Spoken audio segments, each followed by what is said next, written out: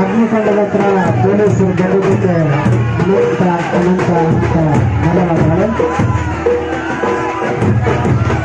ಭಕ್ತಾದಿಗಳನ್ನು ಆದಷ್ಟು ಶಾಂತವಾಗಿ ಗೌರವಿಸಿ ಈ ಕಾರ್ಯಕ್ರಮದಲ್ಲಿ ಪಾಲ್ಗೊಂಡು ಈ ಕಾರ್ಯಕ್ರಮವನ್ನು ಯಶಸ್ವಿಗೊಳಿಸಬೇಕಾದ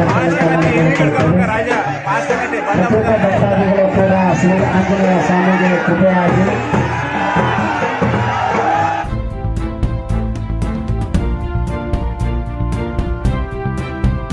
ಕಲ್ಯಾಣ ಕರ್ನಾಟಕ ಕನ್ನಡಿ ಸುದ್ದಿವಾಹಿನಿ. ನಾನು ನಿಮ್ಮ ಅಯ್ಯನಗೌಡ.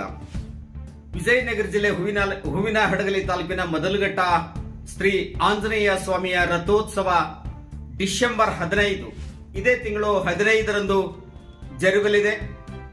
15ರಂದು ಸಂಜೆ 5 ಗಂಟೆಗೆ ಜರುಗುವಂತಹ ರಥೋತ್ಸವದಲ್ಲಿ ಸಹಸ್ರ ಸಂಖ್ಯೆಯಲ್ಲಿ ಆಗಮಿಸುವಂತಹ ಭಕ್ತಾದಿಗಳು ರಥೋತ್ಸವಕ್ಕೆ ಬಾಳೆಹಣ್ಣನ್ನ ಉತ್ತುತ್ತಿಯನ್ನ ಎಸೆಯುವುದರ ಮೂಲಕ ಭಕ್ತಿ ಸಮರ್ಪಣೆಯನ್ನ ಮಾಡಿ ಕೃತಾರ್ಥರಾಗುತ್ತಾರೆ. ಇತಿಹಾಸ ಪ್ರಸಿದ್ಧವಾದಂತಹ ಒಂದು ಜಾತ್ರಾ ಮಹೋತ್ಸವ ಇದು. ಅಂದೇ 15ರಂದು ಡಿಸೆಂಬರ್ 15ರಂದು ಬೆಳಿಗ್ಗೆ 8 ಗಂಟೆಗೆ ಅಗ್ನಿ ಕಾರ್ಯಕ್ರಮವೂ ಕೂಡ ಜರುಗುತ್ತೆ.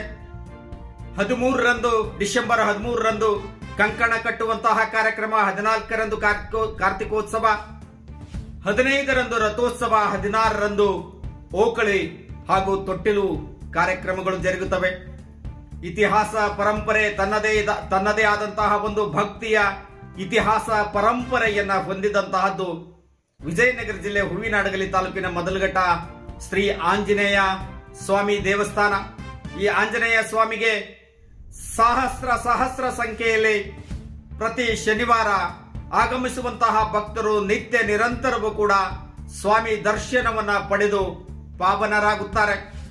ರಾಜ್ಯ ಹೊರ ರಾಜ್ಯಗಳಲ್ಲಿಯೂ ಕೂಡ ನೆಲೆಸಿರುವಂತಹ ಭಕ್ತಾದಿಗಳು ಶ್ರೀ ಮೊದಲಘಟ್ಟ ಆಂಜನೇಯ ಸ್ವಾಮಿಯ ಭಕ್ತಾದಿಗಳು ರಾಜ್ಯ ಮತ್ತು ಹೊರ ರಾಜ್ಯಗಳಲ್ಲಿ ಕೂಡ ನೆಲೆಸಿದ್ದಾರೆ. ಜಾತ್ರಾ ಮಹೋತ್ಸವದಂದು ರಾಜ್ಯ ಹೊರ ರಾಜ್ಯದಿಂದ ಸಹಸ್ರ ಸಂಖ್ಯೆಯಲ್ಲಿ ಆಗಮಿಸುವುದರ ಮೂಲಕ ಶ್ರೀ ಆಂಜನೇಯ ಸ್ವಾಮಿಯ ದರ್ಶನವನ್ನ ಪಡೆದು ಕೃತಾರ್ಥರಾಗುತ್ತಾರೆ. ಅಂದುಕೊಂಡಿದ್ದು ಆಗುತ್ತೆ, ನಾವು ಸಂಕಲ್ಪ ಮಾಡಿದ್ದು ಎಲ್ಲವೂ ಪೂರೈಸುವಂತಹ ಒಂದು ಶಕ್ತಿ, ಬೇಡಿದ್ದನ್ನ ನೀಡುವಂತಹ ಒಂದು ಶಕ್ತಿ ಶ್ರೀ ಮೊದಲಘಟ್ಟ ಆಂಜನೇಯ ಸ್ವಾಮಿಯಲ್ಲಿದೆ ಎನ್ನುವಂತಹದ್ದು ಭಕ್ತರ ನಂಬಿಕೆ. ಬಹಳಷ್ಟು ಇತಿಹಾಸ, ಪುರಾತನವಾದಂತಹ ಇತಿಹಾಸ ಪರಂಪರೆಯನ್ನು ಹೊಂದಿದಂತಹದ್ದು ಈ ಒಂದು ಜಾತ್ರಾ ಮಹೋತ್ಸವ. ಒಂದು ಅಂದಾಜಿನ ಪ್ರಕಾರ 125 ವರ್ಷಗಳಿಗೂ ಅಧಿಕ ಕಾಲದಿಂದಲೂ ಕೂಡ ಈ ಒಂದು ರಥೋತ್ಸವ ಜರುಗಿ ಬಂದಿದೆ. ನದಿ ತೀರದಲ್ಲಿ, ತುಂಗಭದ್ರಾ ನದಿ ತೀರದಲ್ಲಿ, ನದಿ ದಡದಲ್ಲಿ ನೆಲೆ ನಿಂತಹ ಆಂಜನೇಯ ಮಹತ್ತರವಾದಂತಹ ಶಕ್ತಿಯನ್ನು ಹೊಂದಿದ್ದಾನೆ, ಬಹುದೊಡ್ಡ ಶಕ್ತಿಯನ್ನು ಹೊಂದಿದ್ದಾನೆ.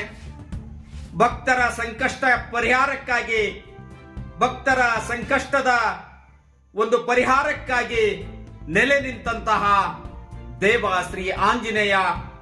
ಭವ್ಯ ಇತಿಹಾಸ, ಭಕ್ತಿಯ ಪರಂಪರೆ ಎಲ್ಲವನ್ನು ಸಹಿಸಿಕೊಂಡು ಏನು ನದಿ ತೀರದಲ್ಲಿದ್ದಾನೆ ಆಂಜನೇಯ. ಈ ಆಂಜನೇಯನಿಗೂ ಕೂಡ ಸಂಕಷ್ಟ ತಪ್ಪಿಲ್ಲ. ಗಂಗೆ ಉಕ್ಕಿದಾಗ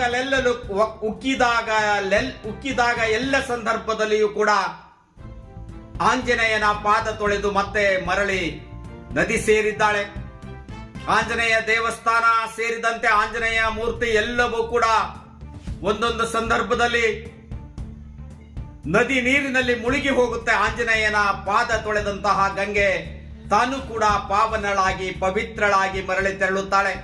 ಇಂತಹ ಒಂದು ಭವ್ಯವಾದಂತಹ ಇತಿಹಾಸ ಪರಂಪರೆ ಇದೆ. ಜಾತ್ರಾ ಮಹೋತ್ಸವವು ಕೂಡ ಅಷ್ಟೇ ಭಕ್ತಿ, ನಿಷ್ಠೆ, ವಿಜೃಂಭಣೆಯಿಂದ ಸಾಗುತ್ತೆ ಎನ್ನುವಂತಹದ್ದು ಇಲ್ಲಿ ಪ್ರತೀತಿ, ಪ್ರತ್ಯಕ್ಷ ಎಲ್ಲವೂ ಕೂಡ ಹೌದು.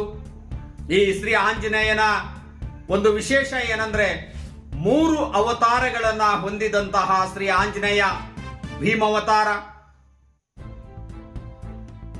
ಹನುಮಾವತಾರ, ಮಧ್ವಾವತಾರ, ಈ 3 ಅವತಾರಗಳನ್ನ ಹೊಂದಿದಂತಹ ಏಕೈಕ ಆಂಜನೇಯ ಸ್ವಾಮಿ ಮೊದಲಘಟ್ಟ ಆಂಜನೇಯ ಸ್ವಾಮಿ. ಹನುಮಾವತಾರ, ಭೀಮಾವತಾರ, ಮಧ್ವಾವತಾರವನ್ನ ಹೊಂದಿದಂತವನು ಈ ಆಂಜನೇಯ.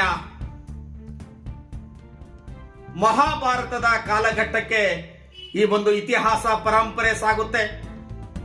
ಮಹಾಭಾರತದ ಜನಮೇಜ ರಾಜನಿಂದ ಪ್ರತಿಷ್ಠಾಪಿಸಲ್ಪಟ್ಟಂತಹ ಒಂದು ಮೂರ್ತಿ ಆಂಜನೇಯ ಮೂರ್ತಿ.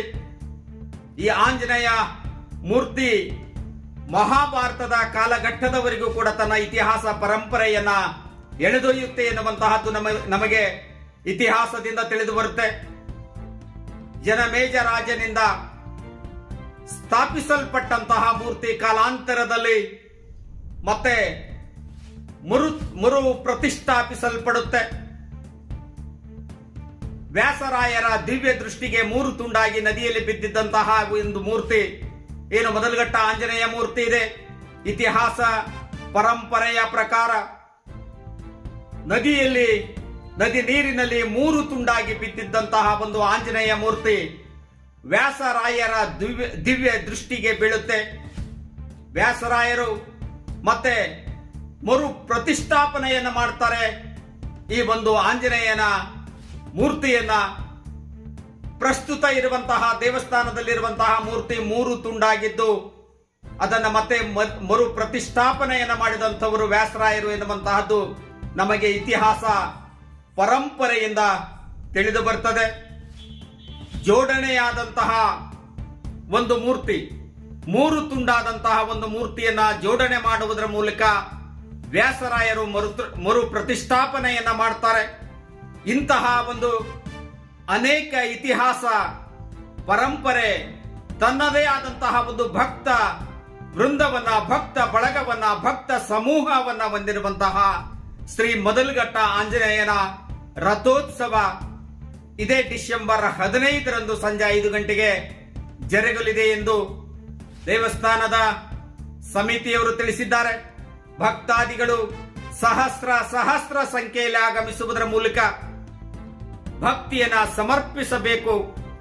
ಭಕ್ತರು ಪ್ರತಿ ವರ್ಷವೂ ಕೂಡ ಆಗಮಿಸುವ ಭಕ್ತಾದಿ ವೃಂದ ಏನಿದೆ, ಆ ಭಕ್ತಾದಿ ವೃಂದದ ಮಾಹಿತಿಗಾಗಿ ಇದೊಂದು ನಮ್ಮ ಕಲ್ಯಾಣ ಕರ್ನಾಟಕ ಕನ್ನಡಿ ಸುದ್ದಿವಾಹಿನಿಯಲ್ಲಿ ಪ್ರಸಾರಗೊಂಡಂತಹ ಒಂದು ಮಾಹಿತಿ. ಡಿಸೆಂಬರ್ 15ರಂದು ರಥೋತ್ಸವ ಸಂಜೆ 5 ಗಂಟೆಗೆ ರಥೋತ್ಸವ ಜರುಗಲಿದೆ.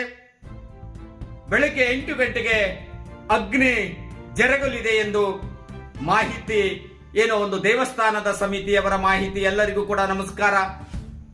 ಬನ್ನಿ, ಪಾಲ್ಗೊಳ್ಳಿ.